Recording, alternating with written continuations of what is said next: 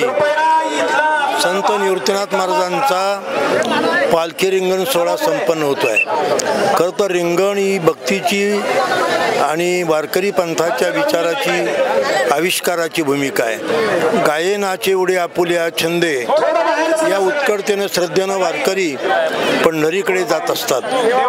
खरं तर आमच्या निवृत्तीनाथ पालखी सोहळ्यामध्ये रिंगण नव्हतं, माऊलीबरोबर तुकोबऱ्याबरोबर किंवा इतर पालख्याबरोबर रिंगण होतं, परंतु आमच्या काही प्रमुख मंडळीनं ही रिंगण प्रक्रिया सुरू केली आणि आज दातली या ठिकाणी हे रिंगण संपन्न होतं आहे। त्याचा भाविकांनी अवश्य लाभ घ्यावा अशी मी आपल्या सर्वांना विनंती करतो।